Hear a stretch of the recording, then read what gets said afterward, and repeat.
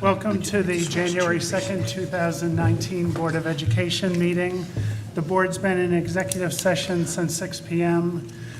Discussing an individual personnel matter and a tenure recommendation. And we could stand up for the Pledge of Allegiance. I pledge allegiance to the flag of the United States of America and to the republic for which it stands, one nation, under God, indivisible, with liberty and justice for all. Can we have introductions, please? Dave Hurst. Willow Bear. Chris Meyer. Christine Beck. Jody Monroe. Michael Cooper. Holly Dellenbaugh. Jonathan Fishbein. Meredith Moriarty. And Judy Kehoe. Okay. And we would like to thank Mrs. Regan for hosting us tonight and her staff. Everything's been wonderful so far. Do we have any PIG students here tonight? Okay. Your obligation is to stay until 9 p.m. or until the end of the meeting, whichever comes first. If we go till 9 o'clock, we'll take a break so you can come up and sign out. And if you have any paperwork that a board member needs to sign, you can see any of the board members up here. Okay. First thing up is approval of the minutes of the December 19th, 2018 regular board meeting. So moved. Second. Any discussion? All in favor? Aye. Any opposed? Any abstentions? That passes. Next is the Student Senate report. Do we have anyone from the Student Senate?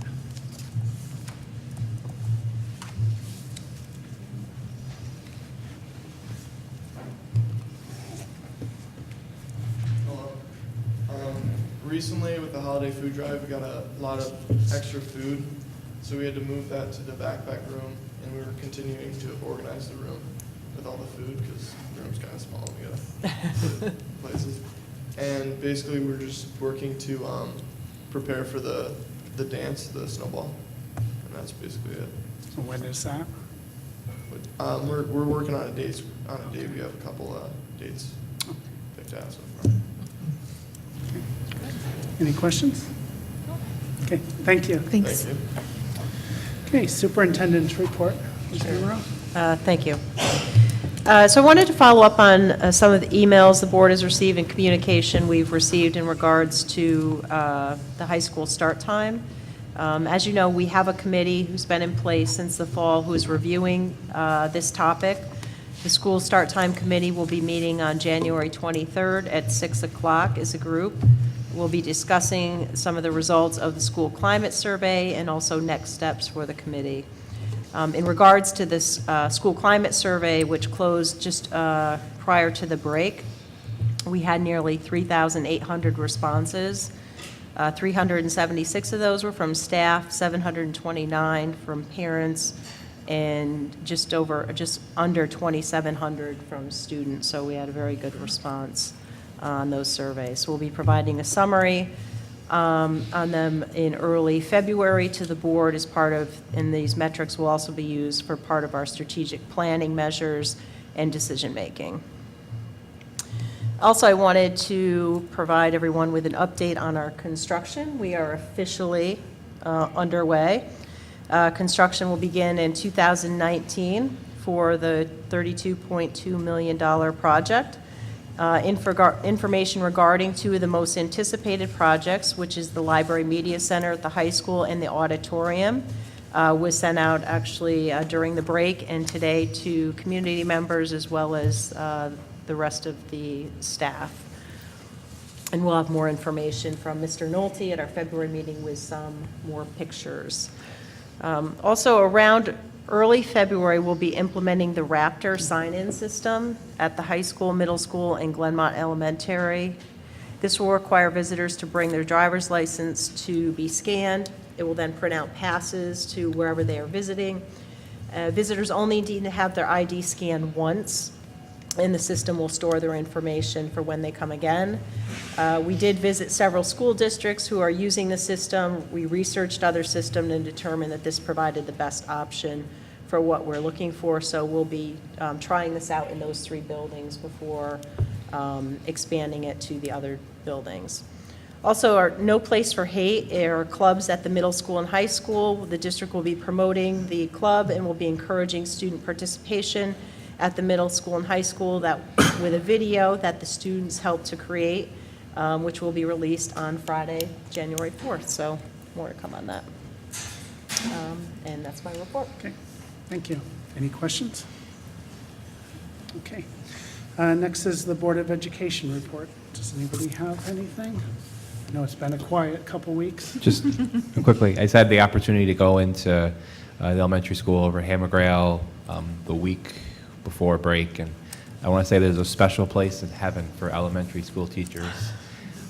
Teach the week before holiday break.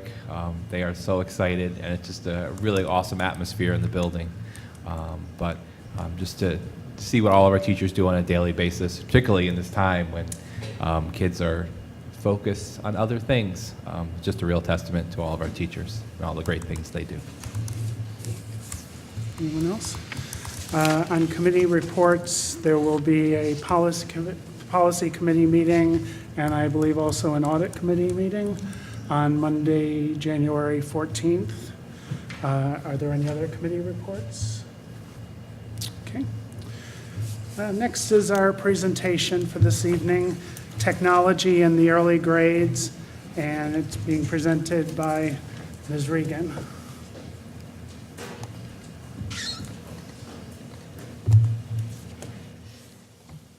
Good evening. Actually, our presentation is going to be from me, from Laurel Jones, and from Maggie Sheehan. Where is she? There she is, right there. I'm looking right here. Maggie Sheehan's one of our first grade teachers, so she will be helping us at the end with any questions that you have. Sorry. Are you pushing? No, we're good. Okay. So we have our presentation tonight on technology in the K2 grades, which I think is very different than technology in 3-5. Oh, you need the microphone. I thought my 5th grade teaching voice was enough. Apparently not. I got it. K2 technology we feel is very different than 3-5 and of course 6-12. Am I doing it? You can do it. One of our philosophies I think that we've had at Bethlehem, and it's an unspoken philosophy, is that technology does not drive our teaching, but instead teachers use technology to enhance their instruction. Can anybody guess what year this computer is from? Come on, shout it out. What do you think? 82. 1990, 89, 90. And the only reason why I know that is because it was in my class, my 2nd year of teaching. And I was so excited, and we had a special spot for it, and we had a big sign that said Apple on it. And then you turn it on, and it was a green screen. And then the kids would write their name on it, in capitals, and print it out. That's about what we did. We didn't know what else to do with it, but we were so excited that the computer had entered the classroom. And so even going back to 89, we had very little technology, but whatever it did, whatever technology we had as we went through the years, it was up to the teacher to use it to enhance his or her instruction, not the other way around.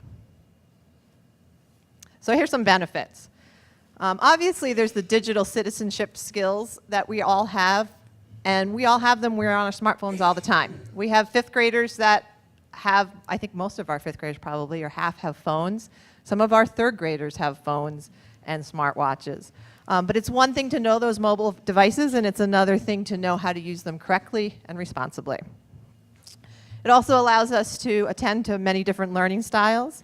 Material can be read to students from websites. You can also use manipulatives online, lots of different things that we couldn't do back in '89 on that Apple. Technology also enhances the learning experience to create new opportunities with virtual field trips, which we're going to be showing you in a few minutes, on Google Expeditions. It connects us with other countries. It shows students can learn how to code. Those are things we definitely couldn't do back in 1989. We could not connect students with other countries easily. So all of, just even being able to video chat now and have video field trips is something that we could have never done. It also increases student engagement. Definitely, it helps captivate students, but it mostly helps increase their engagement because they are working with the device and trying to figure out and problem solve.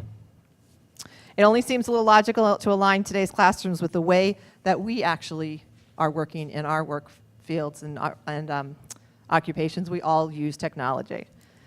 It allows them to differentiate instruction. Definitely, we can quickly have a group on 3 or 4 computers doing something totally different while the teacher works with 3 or 4 students, and we can differentiate the level of reading, math, whatever subject they're working in.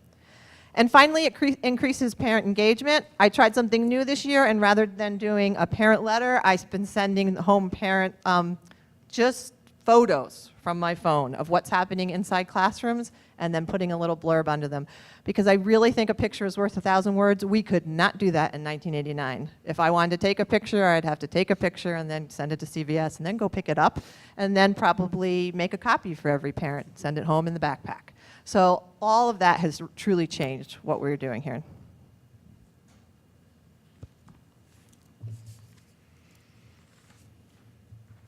About the devices and the programs, but it's about the impact on student learning. We use a variety of tools and resources in our primary classrooms. Although it's important to remember technology integration is not about the tool, it's on the impact on learning. Just like any other tool that teachers use in their classroom, teachers have the discretion to choose the amount of technology that they use every day.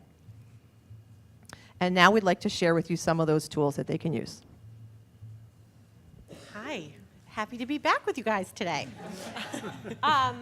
So one of my jobs is I am the K-5 technology integration specialist. So I provide professional development in mornings, I push into classrooms, I help teachers use technology effectively for their teaching.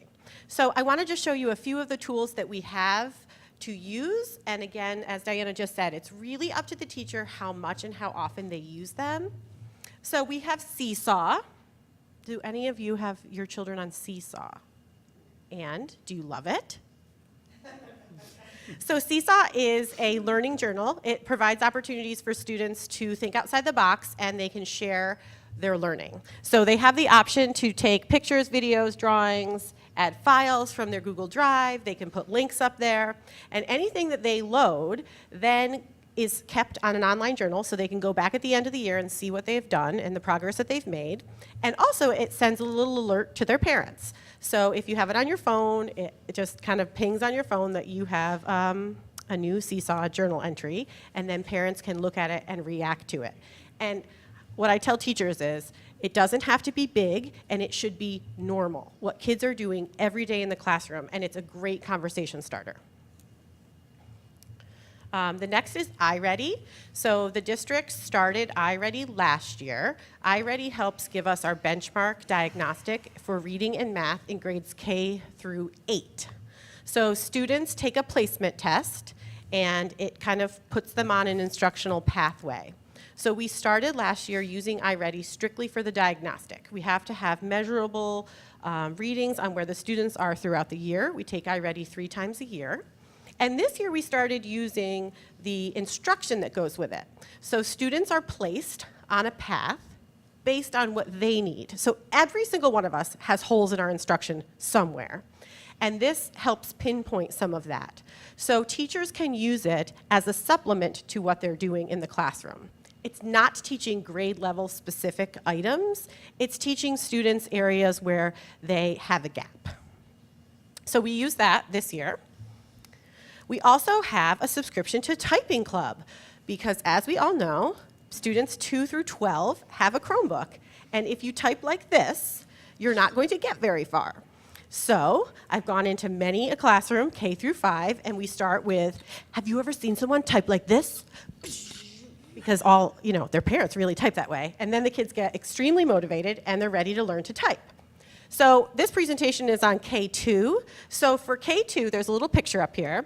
There is a monkey, and he jumps on the different letters. And it's color-coded, so it's teaching them where to put their fingers. And it's quite engaging and fun. And you stop in the middle, and you do like, hand exercises to get your fingers in shape. And it's a great segue into what students then can start doing in second grade, which is less about pictures and jumping monkeys and more about learning the correct letters and finger placement. And our goal is that students leave fifth grade really with the ability to type. Raz Kids is using grades K through 2, and what Raz Kids is basically online books. So it's very helpful. There's about 400 ebooks, and it can be read on any device, computers, iPads, tablets, whatever the students have. And they can choose between listening to the story, reading the story, or listening and reading, and the highlighted word jumps along with the students as they're going.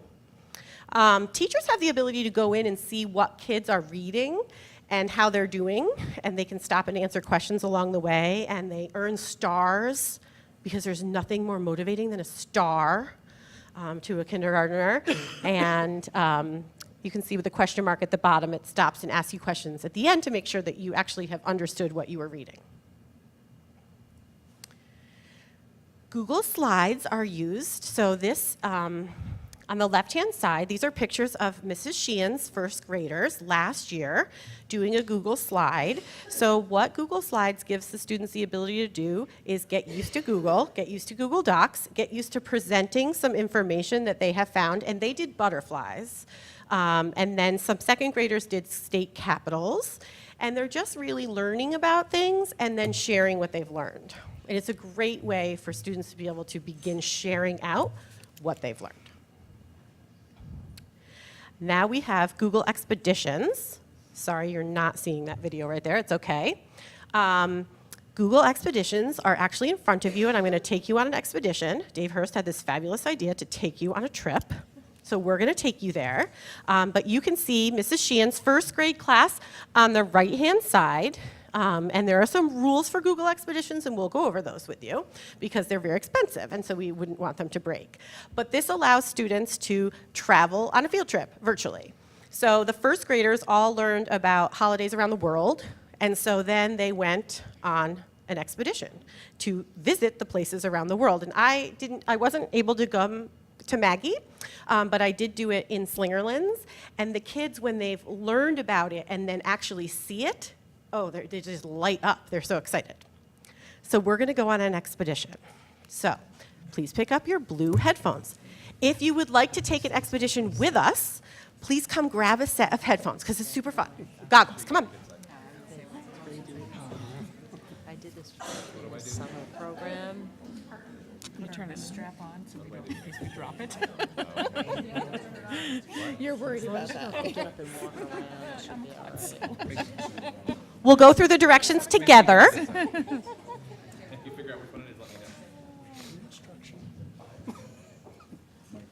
So we'll go step by step here. There's lots of other ones. Come on, everyone. This is fun.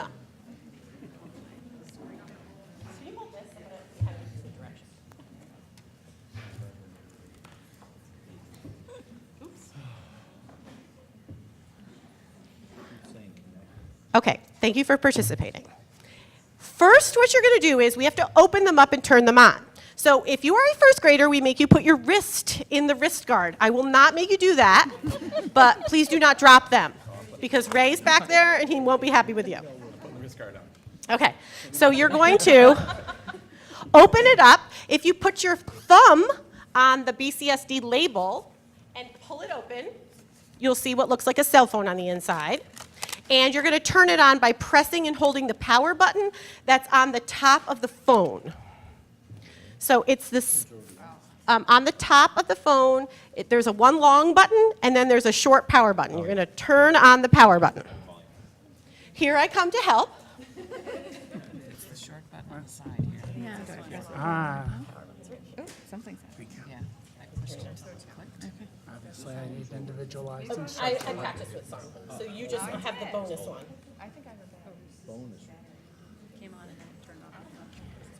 It should be turning on for you. Try it again. Yes, success. Mrs. Sheehan, you're the other helper, so if anyone has problems, raise your hand. Yep, you're perfect. Oh, there you go, it's turning on. Okay, so I'm gonna hit it again. Okay, so it's gonna turn on, And then you have to swipe up. So it will turn on. You will swipe up with your thumb and hit the expedition's flag. And then it's going to say, have a little picture of like a cardboard. It might ask you to accept permission to do it. And then it'll say, place it in your cardboard viewer. You actually have a nice metal viewer. So once it says that, it might say, hold on, looking for guide. Yeah. Mine just says connecting. Connecting, okay. I think so. I think you're no, hit expedition. I think you're good. It's been saying connecting though. It has? There we go. I accept. Okay, once it says to put it in the viewer, you're going to close the goggles, and I'm going to start you on your expedition. I'm not there yet. Yeah. Okay, give me 2 seconds. Battery low. Okay. We're not quite there yet, Jonathan. Do I close it now? Close your viewer. It's saying no expedition. It's connecting. Is anyone seeing anything? Okay. Mine's connecting. So when we use technology, we have to be brave and we have to be patient. This is what we teach children and teachers. I promise you it will be worth it. Mrs. Sheehan, can you come help me? Guide. I know why. I found it. I found my problem. Be a guide. I'm a guide. And you now should be able to see in your goggles some sea lions.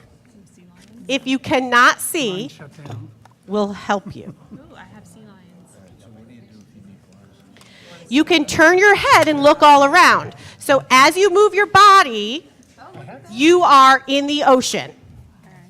Now, as students are on an expedition, we can ask them a whole lot of questions, like, what do you think Galapagos sea lions eat?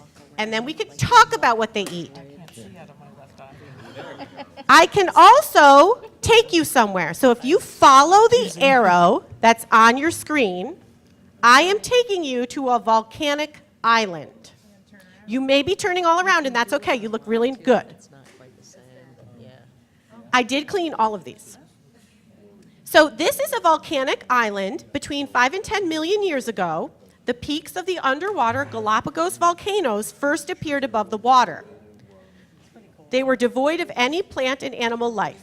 This means that all of the plants and animals here must have originally arrived through some sort of long-distance dispersal. Now, I'm going to take you to see some fish at Devil's Crown.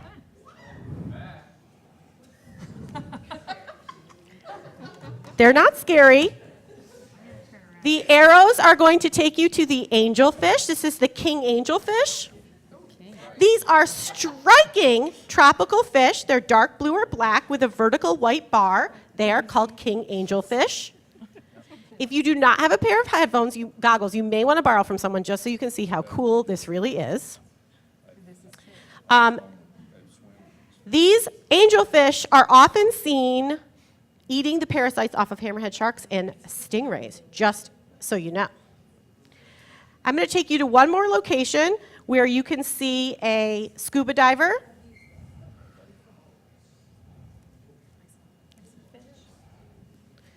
So let's see. You're going to kind of spin yourself around. You're going to look, and eventually you will find yourself with a scuba diver. Somebody's there. And they also have a big green turtle in the marine ecosystem. I will take you to the turtle. Ready? Here comes the turtle.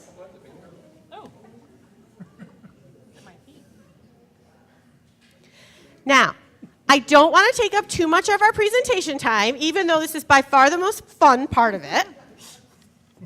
So, we are going to turn off our goggles.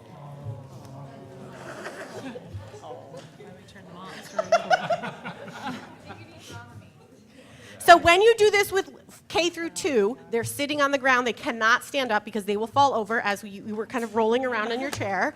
But the kids have a great time, and they're actually seeing things that they're learning about, and it takes them on a virtual field trip. So the Google Expedition cart is actually a middle and high school cart that wasn't being used all the time, so we started to sneak it down to the elementary schools, and it's been a lot of fun. So you can, they will turn themselves off. You don't have to worry too much about turning them off. And I'm going to keep talking. So one of the things that we had to make sure we did was have some consistency.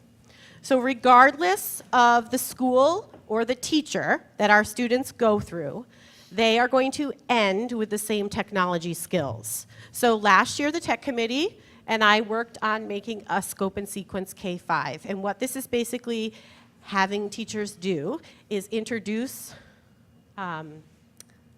reinforce, and master certain skills. So for instance, keyboarding is one of them. They get introduced to it. It's optional in kindergarten. It's introduced in 1st grade. And then as we move up, it becomes reinforced, and hopefully mastered by 5th grade. So this year is the first year we've really asked classrooms to follow this guideline. Last year we put it together, we ran it by everyone, we had a few teachers pilot it and make sure that we were really on the right track with what we wanted our students to be able to do. Because remember, not all of the faculty members are in the same place in terms of their comfort level with using technology, so we wanted to make sure that we were also providing professional development if we were asking teachers to teach something or do something as part of their curriculum. So now, when students leave a grade, they will have the same skills technologically. As Diana mentioned before, it's about improving teaching and learning. It's not about replacing teaching. It's not about taking anything away from the teacher. It's a tool that is used to make instruction even better. And I also know that there's a lot of debate recently on screen time for students, and I guess what we're really teaching them is a balance here. So digital learning in school has to be educationally appropriate. We're not asking students to sit on the computer all day. We are asking them to learn the skills to be successful in life using technology. That's what they're going to be doing. I can't even imagine what my kids in 6th and 7th grade right now will be doing for jobs and the tools that they will have at their disposal. So it is completely teacher-driven, the amount of time that students spend using technology. Often K2, it's done in centers so that Mrs. Sheehan can be working with a group of 6 kids, another group of 6 kids can be playing a game, another group of 6 kids can be building, and another group of 6 kids can be doing something on the iPads. K1, they each have 7 iPads, some have 8, in their classrooms. Starting at grade 2, there are one-on-one Chromebooks that are touch, so kids can easily navigate them.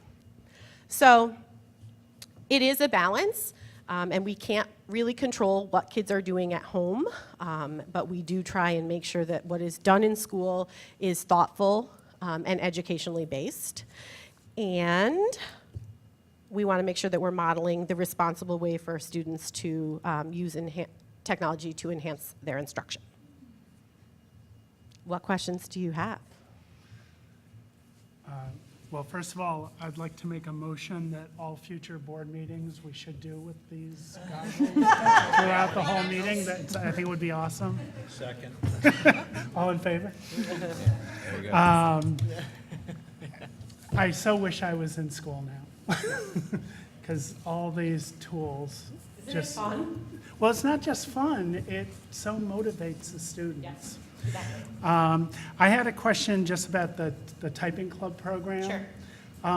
Does that have the ability to teach children who have some sort of neurological problems with one hand to type? It does. So I work with Eileen Pasquini, who does the technology for our special education department, and it has modifications and everything, adaptations built into it. So she helps us set up students who don't type in a conventional way. Great, that's great, because I have neurological damage in my right hand, so I'm one of those. Well, we will get you a subscription. So I will say, the one time I had to take a typing test, I did 44 words a minute with 2 fingers. So That's impressive. it's adaptive. And kids can go really fast, especially like this, but we want them to go like this. Yeah, well, I should say I use the thumb here for the shift key. So, great, thank you. Anyone else have questions? Yeah, when you talked about RAS kids, is there a limit placed on listening versus actually reading the text? No, I think students can choose. So is there any control about students who maybe have difficulty either reading out loud or reading in their heads, and they choose to listen all the time and don't develop the reading out loud portion or the reading in their head portion? Yeah. So this is just a tool for students to be able to access books that they might not be able to access independently, but it is not teaching them how to read. It's not the reading program. Okay. So it's just kind of a supplemental option that we have. So what's great about it is those struggling readers. So my son is a struggler. He's been a struggler all the way. He's still a struggler.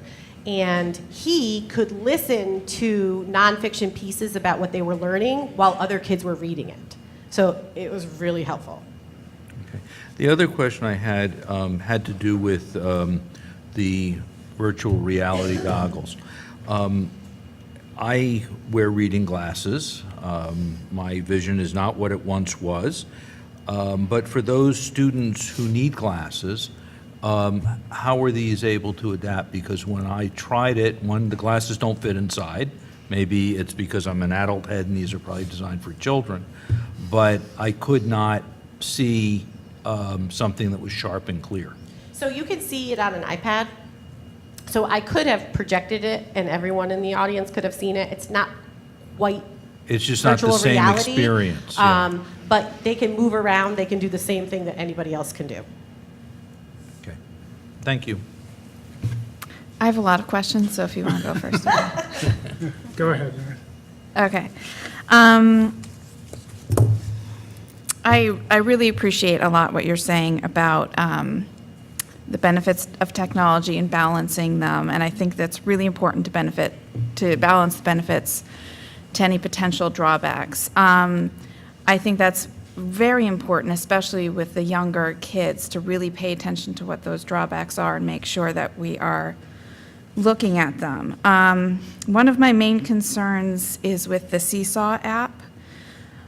My understanding, and I haven't used it myself, none of my kids have been in a classroom that has used it, but I have heard from other parents about it. And one of my concerns is that it seems almost to be grooming our children for social media.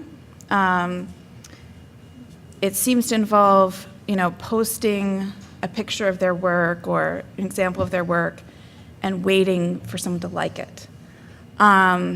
First of all, I think that can encourage kind of an unhealthy interaction with their parent.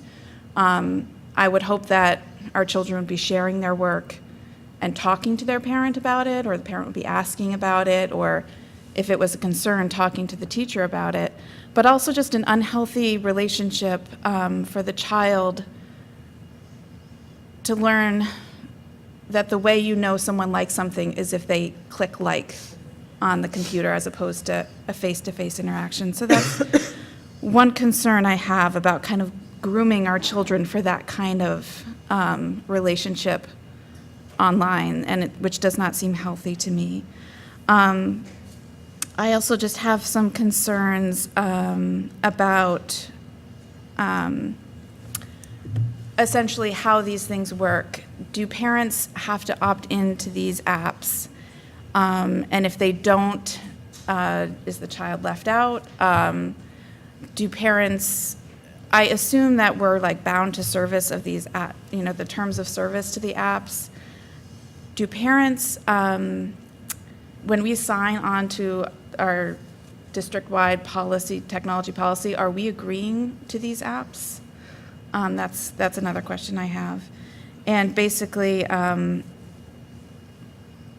just want to make sure we're really truly balancing the needs of what we need technology for and what is just fun and cool in a way to share and communicate. It's great, but I know so many more people are so concerned about screen time, especially for the younger kids, that to encourage it for something that's not necessary doesn't seem, it just doesn't seem that that balance is correct there with the Seesaw app. A couple other concerns I have with RAS Kids, I understand that it can be useful for a lot of kids, but it also puts the onus on the parent to say no to schoolwork almost. When a child comes home and says, oh, I want to, spend some time on the computer because this is part of school. Well, someone who's trying to limit their child's screen time, that suddenly you're saying, oh, you can't do schoolwork. And that's a difficult thing to put on parents as well. So basically,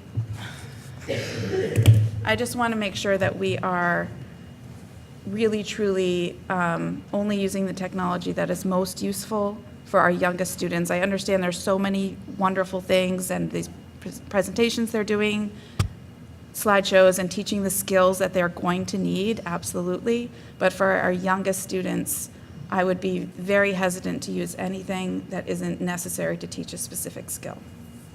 So I'll just address a few things. Okay. So Seesaw, you can turn off comments, you can turn off likes, you can turn off all of those things. So Okay. that is up to the teacher to set. And a lot of it is a teachable moment. So they're watching their parents do that on their phones or in social media. And it's a good time to really teach them about it. So it becomes a place where teachers have that conversation. And then at open house, a lot of it is discussed as well. If parents, yes, they have to opt in to do it. So they have to sign in and do it. Last year, I was a parent for 3 kids whose parents did not opt in, just so that they could have somebody looking at their things and talking to them about it. And it was a pleasure to do it, and it was fun for me. My children are not sharers, so I had no idea what they were doing in school. And if I had this tool, it would have been really helpful to me, especially for my struggler, to know what they were doing and to see the progress that they're making. You can only see your own students' work. You can't see anybody else's work. But yes, it's definitely lessons that we have to be teaching our kids. As to the sign-off on acceptable use policy, I'm not really sure. I don't think it's addressed in there. As far as parents giving the ability for us to use this, I wasn't clear as to what your exact question. My question was, because it sounds like the Seesaw app is something we have to opt into, and I was wondering, are parents opting into it when they sign the technology? No, you have to sign up. Okay. Yeah. And then for RAS Kids, it's not assigned for homework, so it's not something that the kids are mandated to do at home. If it's something that they're interested in doing, that then becomes a conversation. It's okay to reach out to the teacher too and say, we're really limiting screen time at home. We're not going to be doing this. If you could even talk to him about it so that he's not upset that he didn't have a chance to do it. Our faculty members are more than happy to help in that manner. But it provides something that they can be doing if there isn't someone at home to interact with them and still be learning. So it is absolutely a fine line, and it is a new line that we're learning. Yeah. And we just all have to work together, I think. I appreciate that, and I think it's something that we should be talking with teachers about, however, making sure that they aren't encouraging the use of certainly Seesaw and in the terms of having the children ask for some sort of reinforcement from their parents through that liking aspect of it, because if a child puts up a picture and his parent doesn't like it, suddenly is that child feel like that work wasn't good enough? His friends' parents signed on right away as soon as they got the alert and liked it and commented or whatever. So that would be a concern, to make sure that children understand. I just personally don't see why parents need to be liking. Yeah. My first encounter with Seesaw, I think, was when my daughter was in 8th grade, and I'm not sure it was even part of like the school district program using Seesaw. It might have been just a teacher utilizing it at the time. Yes, and I thought there was a great benefit to it, to see what's going on in the science classroom, because a lot of times your kids come home, even if you engage, you know, it's not, unless you're very specific as to what they're actually doing, you can't have that conversation. So I actually found the benefit of Seesaw really great. However, I didn't know there were likes associated with it. I don't remember. That was like, Yeah, it could have been turned off. and it could have been turned off, but I do have concerns at a minimum from K through 5 having likes on it, because when they get to middle school, the peer pressure on the likes on Instagram are so And they significant. can't see each other's likes, so. No, I know, but I But you're agree still, with you're Meredith. like It's- grooming them for Yeah, that. just like, oh, my mommy feedback. didn't like it. It just sets Yeah. you up for like, oh, I got 10 likes on my picture. I'm not going to post on Instagram. I think we just need to really I think your comments are really good.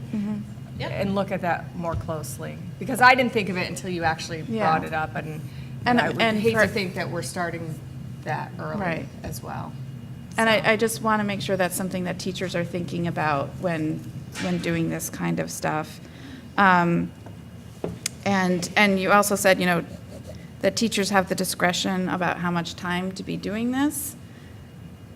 And I want to make sure that somebody's watching, to make sure that teachers aren't just plopping a virtual reality in front of a kid and saying, go for it, you know. So I understand we want to give our teachers freedom, but also I want to make sure that there's not a digital babysitter in my kid's classroom. So I wouldn't think there would be, but when we're saying we're giving our teachers discretion, I want to make sure that it's going both ways, that we're making sure that this is not something that's going to be abused. You know, 7 iPads or 8 iPads in a first grade classroom seems like a lot to me.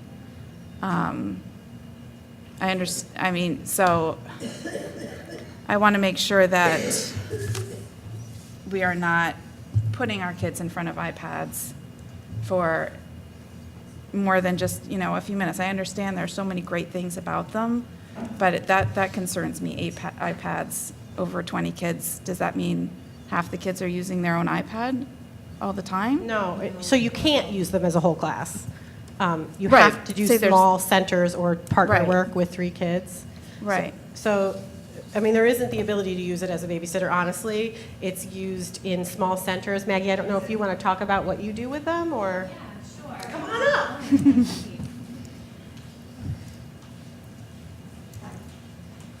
Maggie teaches first grade. Okay. Great, yes. And I think definitely I share similar concerns with just, you know, making sure that we're keeping that balance.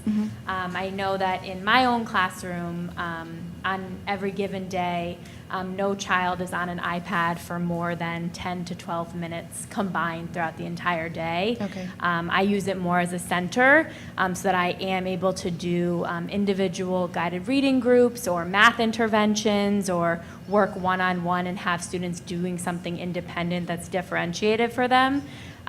Something like Raz Kids that we were talking about, what I love about that in the K2 world is we're teaching them reading fluency, and the best way to build reading fluency is to hear fluent reading. And so having them actually listen to a book being read aloud and then come to me and we practice them reading the book aloud, like that's the way that they're really learning the proper intonation and how we, you know, sound like good readers. So I think that it's a tool that's used. Is it a tool that can be overused? Of course. I think, you know, if we're talking 20 years ago, it would be like the dreaded ditto sheet. You know what I mean? Like it's something that is a tool that can be used well, or it's a tool that can be overused. But I think that what I see is it being used as something that's really helpful in differentiating and just creating awareness and different opportunities that not all students have at home or, you know, are experiencing in other places. So that's how I kind of see it. Okay, thank you. Are we aware of what data these different sites are collecting about the students? I'll address that, because that's a huge concern of mine right now, and I haven't really, this has not been, hasn't bubbled up to the top of my priority list, but it's there. And it's something that, in fact, next week I'm meeting with the Capital Region tech directors, and this is the issue we're talking about. So this has become a big issue at a lot of schools, realizing that teachers, I mean, we just have to limit the process. We have to have a process for when teachers want to use a piece of software, making sure that the data that is shared about the students is, safe, and just to make sure that there's certain things that are incredibly important when it comes to privacy. And New York State law, actually, I think it's in 1 year, we all have to comply. And so this is changing a lot in this, even the software vendors worlds, where they were able to kind of push us around because the teachers really wanted certain things. New York State law is now requiring these privacy pieces to be in place. So I'm not even close to being there yet, but it's very much on my mind. Okay. All right. First of all, thanks, Meredith, for stealing like half of my questions. But okay, when it comes to the balance they'll keep talking about, like I'm asking this as a parent and as a school board member here, because I have a kindergartner and I have a second grader, and they think the iPad is, the coolest thing in the history of the world. So I totally see it. Are we talking to our teachers, though, about like seeing the warning signs? Because like I see it at home, like, it's almost like iPad withdrawal, like they're on it and then they're off. Like it's almost like it's like literally withdrawal, like from a drug. And so are we talking to teachers about being able to see like, oh my God, Johnny, might want to lay off the tech with Johnny for a while because he's, he's oversensitized or whatever. So I would say this ties into the last presentation on RTI for behaviors, in that if that's a trigger for a kid, then absolutely we're talking about it with the teachers. But they're not really on it long enough to go through withdrawal. Now, my sixth grader who plays Fortnite a ridiculous amount of time on the weekends also knows he cannot play during the week because that's a rule in our house. So, and yes, I would say he goes through withdrawal too in a whining period, like when he has to get off. Oh, yeah. But that's not really happening in our classrooms because they're not on it, and they're really not, I mean, what we do is cool. It's not all cool. I mean, it's really learning. So.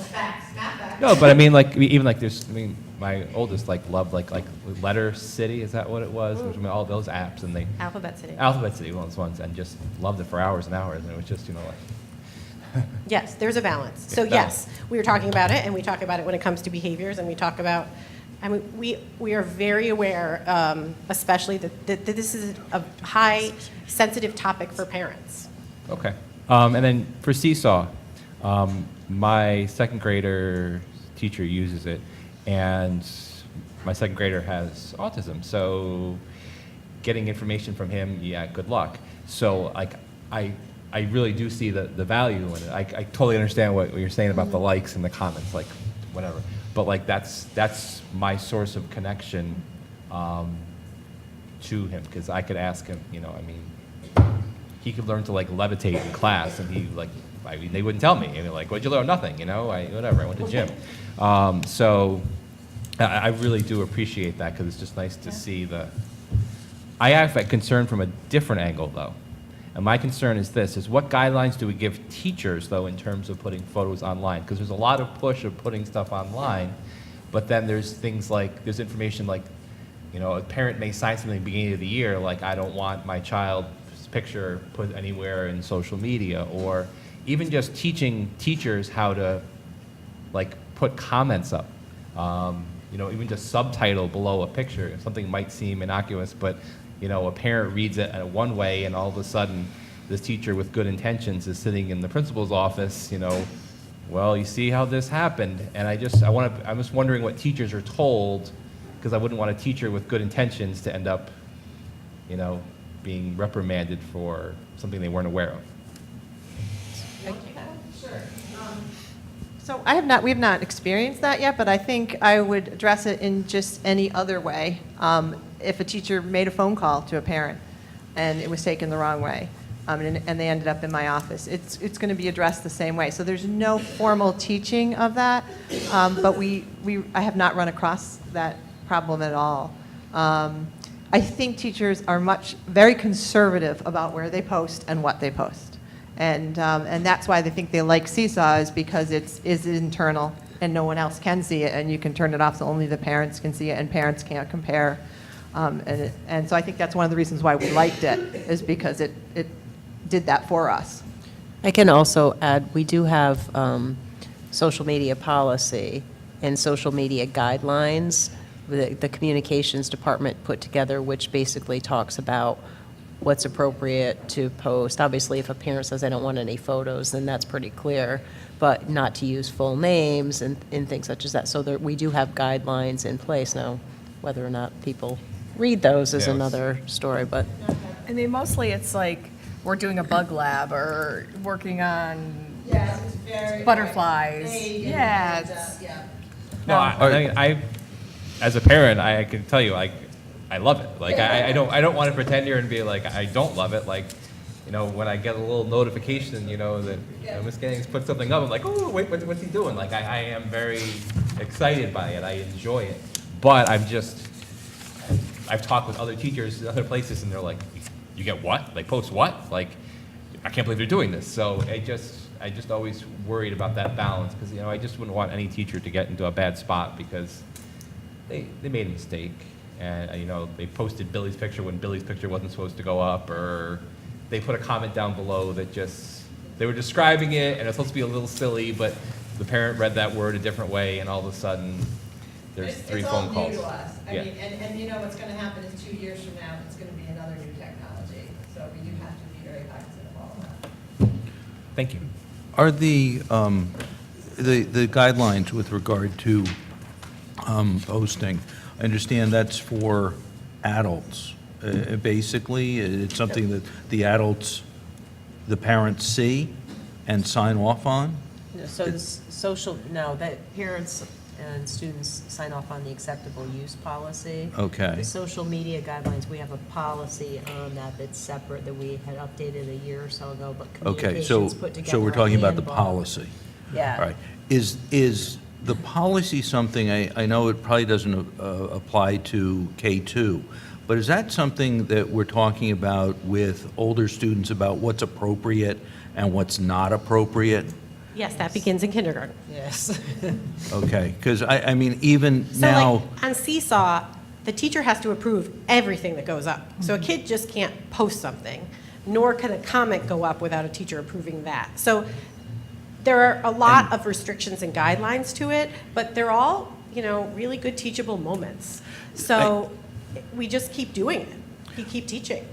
I agree that they're teachable moments. And yes, it gets away from the K2, but this has raised for me a critical point that we have students in high school that often post things that come back to haunt them later, or their friends post things. And I just had a situation come to me where a friend of this young man posted something, and he ended up losing his job. And it's the kind of thing that, he didn't do it. He was there. It was a picture of him, and somehow he got tagged with it, and he loses his job. Yeah, So it's the kind of thing we have to be. digital citizenship is really important to us. And we start at K-5, and I really can only speak to K-5. It is absolutely taught a great deal in 6th grade, and as they keep going up. I mean, I think times have changed. I mean, there were no cell phones even when I was in college. So kids in college today have really got to think about what they're doing. And we talk about kids not putting anything up online that they wouldn't want their moms and dads to see. And you kind of start there. If it's not your best work, do you really want to post that? And you just have to start with what's developmentally appropriate for them.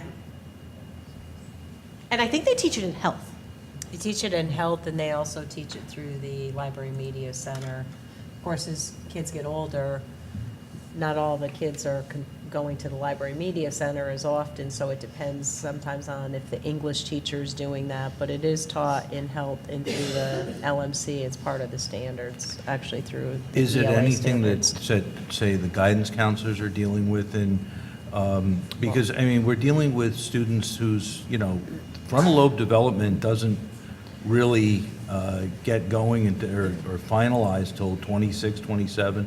For guys, 28, 29. And I don't know if the guidance. it's the department kind of does thing that is just so critical today.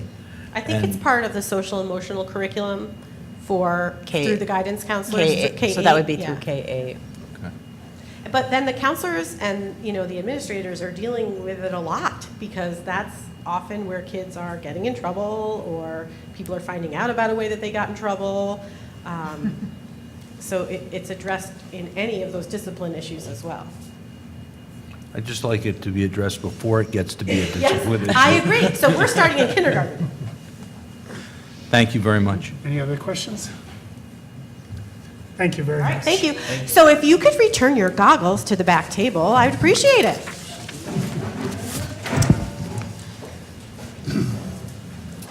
Okay, next we will recognize visitors on an agenda item. If you have comments on an agenda item, please come up to the microphone and state your name.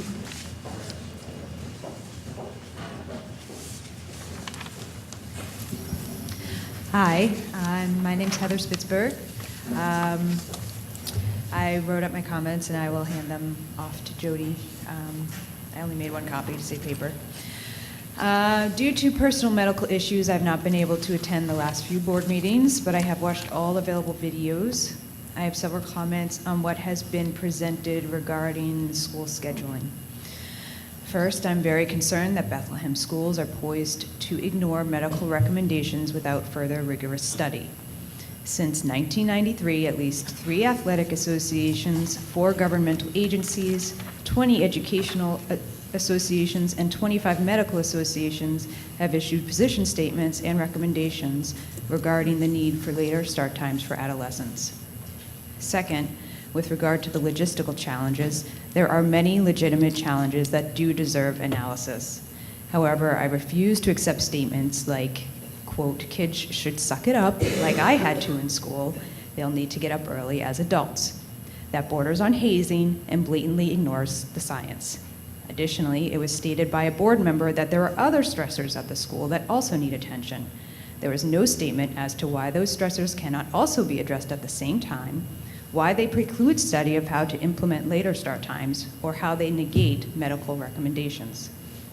Third, the scheduling committee's stated reliance on the climate survey is unwarranted unless the committee is prepared to demonstrate how those results will be extrapolated to support the committee's position that there are no problems at Bethlehem schools that can be addressed by later start times. This is especially true given that the district already has results from the Youth Risk Behavior Study that show a steady increase in the number of students who feel sad or hopeless every day for at least 2 weeks, with 30% reporting such feelings in 2018.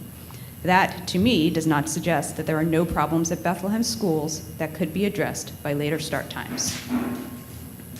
As detailed on the Start School Later website and in a 2017 RAND Corporation study, the benefits of a later time range from improved mental and physical health, attendance, behavior, attention, fewer sports injuries and car accidents, equalization of achievement gaps, and larger societal economic gains. Finally, from comments at prior meetings, despite efforts by the school superintendent and statements by one board member, it appears that the scheduling committee is not prepared to undertake the medically recommended analysis.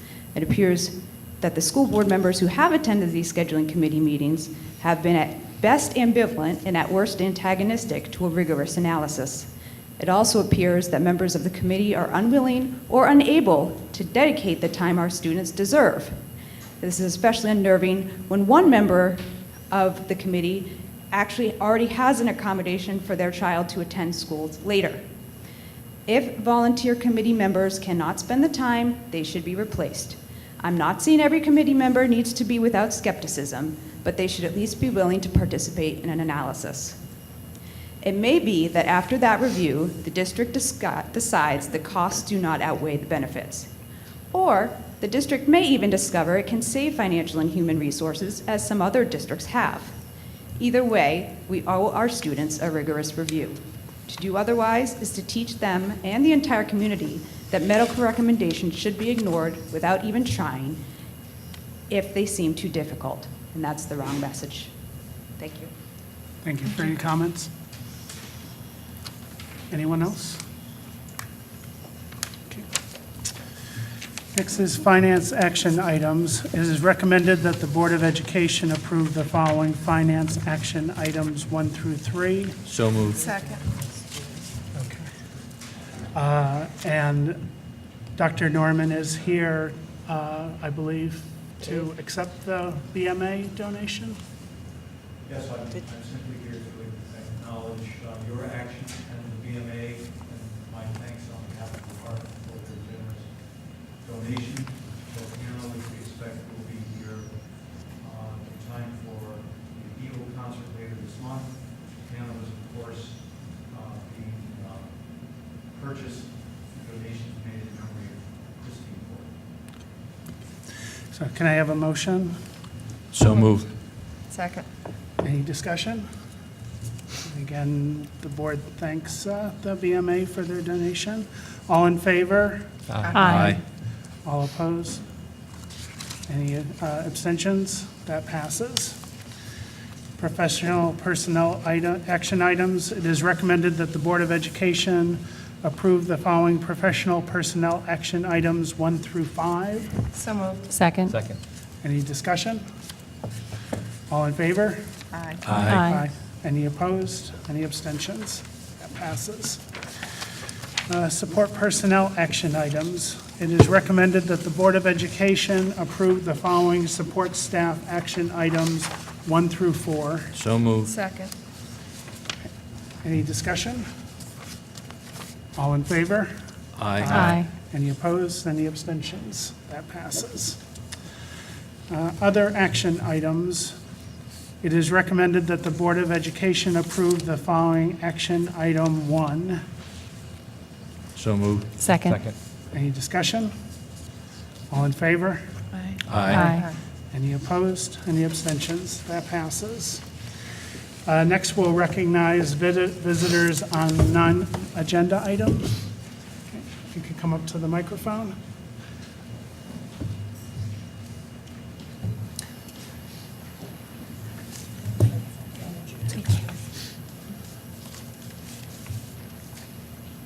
Hi, I'm Happy Scherer. I've been in the district a long time, and as some of you know, was in your seats for 10 years and in Mike's for several. Also, I have to say, I almost said yay and nay when you were doing items. I'm here to try to clarify something that I think has gotten so confusing to everyone. I hoped we could figure it out via email, but I think I thought my dogs and I would come tonight to see if we could get this settled. For those of you who are fairly new to the board, this is my understanding. Last year, the board adopted a policy, and it was called social service dogs. I believe the policy came from another district. I don't even know what a social service dog is. The policy talked about social service dog international, which does not exist. And so myself and some other people pointed out some of the problems with this policy as it applies to therapy dogs in our district. I've been bringing therapy dogs to our district, I think, for 7 years. I think almost everyone on the board, your kids have read to my dogs, or you're reading. I think there are 2 people who might reading to my dogs now. My dogs are sleeping now. Since I retired, I'm in Eagle, Glenmont, and Hammergrail. All first graders read to my dogs, also special ed classes. I go to the middle school as well to special ed classes. And for the past 5 years, I think it is, I've been getting a group of therapy dog international dogs twice a year to come to the high school before exams.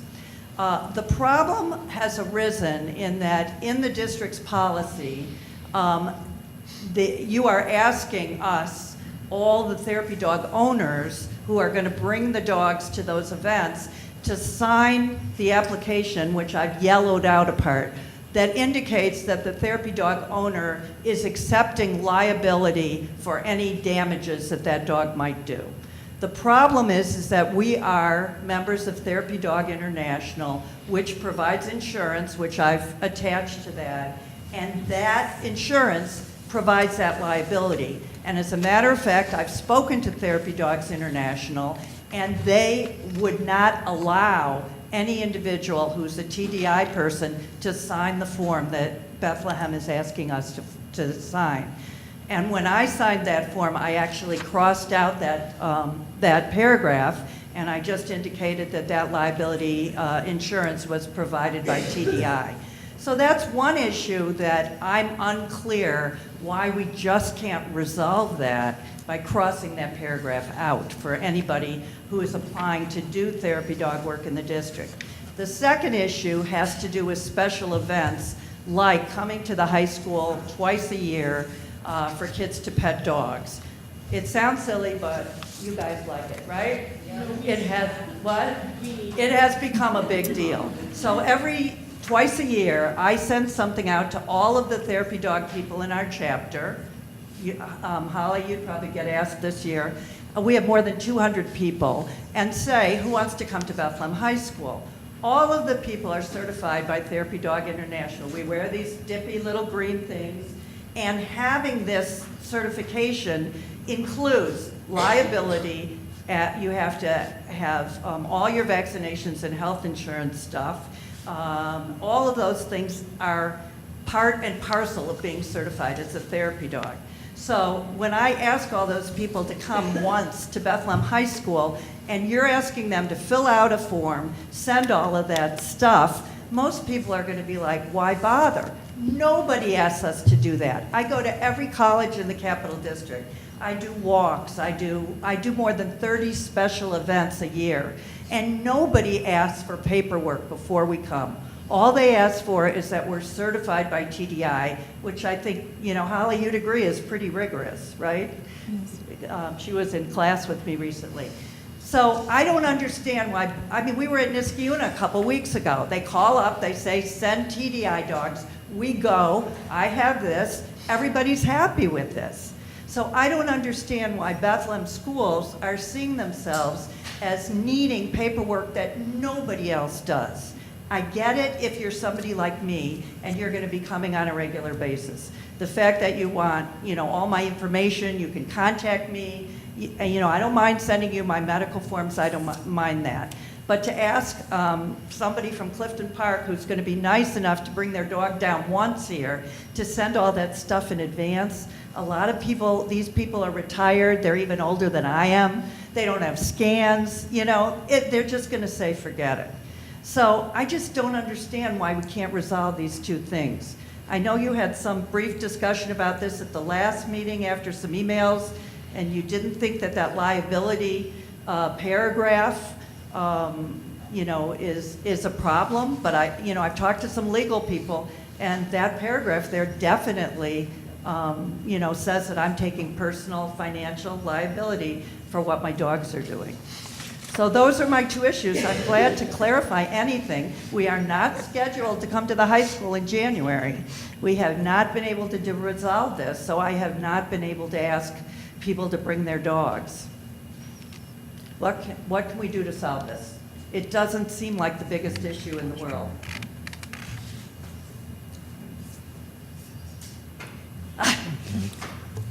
That's my spiel. You guys, ask me any questions or discuss it on your own, but. The objection to taking personal liability, the insurance form that you provided. Right. Who are they insuring? They're insuring the volunteer and the dog that's coming along with the volunteer. Well, if they're insuring the volunteer and the dog that's coming along, right, that means they're insuring you, which would mean that if you accepted the paragraph, as I understand it, it is the insurance company that would be paying off. Right, that's all you need to do is, if this paragraph is going to apply to people with TDI dogs, it should just say TDI insurance. You don't think that there's a conflict there? TDI does. Well, here's my concern. Would TDI, maybe you don't know the answer to this question, but would TDI name Bethlehem as an additional insured? Because if they issued a certificate as an additional insured, They wouldn't don't. that cover us? But wouldn't it go, Happy, I have a question, just, the dogs reside with you, correct? Yeah. So you list on, if you have a home, if you own a home, you would have your dogs listed on your homeowner's policy. Right. So there's several layers of insurance. If TDI insures the dogs, it would be TDI, then it would be her homeowners, then it would Bethlehem. But if there was a case or a lawsuit, we would all be named. They would Right. name them all. Well, we So- have, the district has a memorandum of understanding with TDI that only has to be signed once. That We was, do not. that was only temporarily why we resolved the policy, that what they provided insurance had expired actually after the first agreement. Well, so you're saying that MOU does not apply? No, because it was done temporarily until we resolved the policy, and what they sent us, the insurance coverage expired that they sent along with that. Well, that's the insurance for this year. So if the MOU is not in effect, I've got to tell all the first graders at Hammergrail and Eagle tomorrow that I can't come with the dogs. I mean, my understanding was it was signed by the district, and if you go on the TDI website, it says that the Bethlehem schools are, have an agreement. So I guess we'll have to look at this. Yeah. But, why is this becoming such a big deal in Bethlehem? If you want me to take my dogs to Voorheesville and Gilderland, I would be heartbroken. But, if you want to make such a big deal out of this, I don't know what else to do. You want to tell Sam I'm not coming tomorrow? I don't know what to do. And there are a lot of other people who are very frustrated with this. I've never heard of a temporary agreement with That was TDI. my understanding, and that because there was confusion about the Right. service dogs versus the therapy dog, that we said we would do Yeah, that yeah. temporarily. I mean, that agreement, I believe, was written for the other district that had that social service dog thing. And I think the confusion was the TDI insurance covers a volunteer bringing their dog to school. Okay, it does not cover, let's say, one of your teachers that has a TDI dog and wants to bring them to school. You have to be in the capacity of being a volunteer. So I think that's why whatever district developed that was not developed by Bethlehem, that application. It came This along new from- one was revised by our attorneys. You revised it, your attorneys, okay. Right. So, I mean, you tell me what to do. I'll stay home tomorrow or go somewhere else. I don't really, I'm so frustrated with this, I can't even tell you.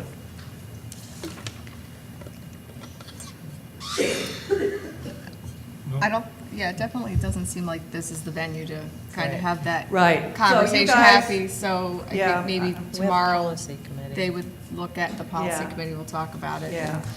And as far as the high school visit, as I said, having all this paperwork come in advance, it's just, nobody else requires it, no one.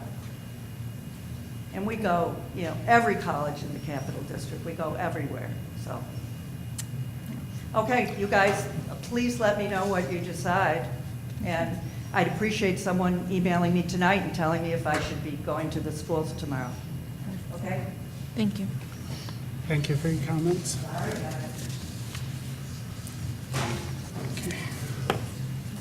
Is there anyone else?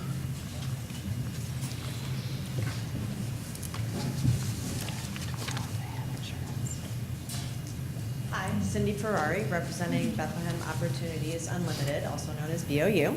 I just have a few announcements and an invitation that I wanted to share. As people hopefully know, BOU does a number of things for our community. We actually have an amazing partnership with our school district, and I want to thank our communications department. They've always been incredibly helpful, helping us get the word out to everyone about all the great events we do. So in the fall, we had Talking with Your Teen. This year's topic was the risks of vaping and marijuana on the teen brain. If you were not able to attend that, please do go to our Facebook page, and we did Facebook Live it, so that's archived, and I welcome you to watch that because it was very useful. And the reason mainly I'm here tonight is because tomorrow we have Life After BC. It's going to be at the high school. It starts at 7. It's actually a panel of returning BC grads who will speak about what it's like to apply to colleges, to visit colleges, to be in college, to get along with your roommate or not get along with your roommate, all the academic and social issues that go along with being a college student. So the target audience is pretty specific. It's 11th and 12th graders and their parents and guardians, but if others are interested, certainly we would welcome you. And now my invitation is, in case you guys are interested, we have a super fun event. This will be our 7th year of doing it. We do a community spelling bee, and I was wanting to officially invite you guys to be a team. You can have a costume, you can think of a creative name for yourselves. You've been supportive in the past, and we do appreciate that. It's Tuesday, March 5th. And it is a fun fundraiser. And speaking of fundraisers, the reason we work so hard to raise the money that we do is that we give out grants. And I'd like to list some of the grants that we give out, just to remind people of what we are doing for the community, and also to encourage everyone to apply for grant money, because that's the funnest part of our monthly meetings, is to receive these applications and to review them and to approve them. So we have, for many years, funded the middle school costume ball. We fund the high school girls' night out. We are funding fun runs, the 5th grade Survivor Day, and senior celebration, to name just a few. So thank you for your time, and we really hope to start getting more applications, because we would like to fund things that are positive for our youth so they can do healthy, positive things. Thank you. Thank you. And Thank you you. for all you do for our students. And the spelling bee is a very fun event, so I participated. I think Paula was on Paula my has, team. We yeah, did my not wife win, has, but yes. it is a lot of fun. It's a great evening, so I encourage all of us to maybe put something together. We'll discuss at the next executive session. Would we need costumes? Yeah. But Not thank that- you We can for come all as of board the members. I'm not sure that's appropriate for an executive session, but maybe they'll forgive us. I don't think anybody will have issue with it. Okay, so our next board meeting is, let's see, January 16th at Slingerland's, 7 o'clock meeting, executive session at 6 p.m. As I mentioned earlier, January 14th, there is an audit committee meeting and a policy committee meeting. The board will be having a retreat on Wednesday, January 30th, here at the high school. And then the meeting following that is Wednesday, February 6th, here at the high school, 7 o'clock meeting with a 6 o'clock executive session. And there's no reason for us to go back into executive session, so can I have a motion to close the meeting? So moved. Second. All in favor? Aye. PIG students, come up and sign out on the sheets that are on the table, and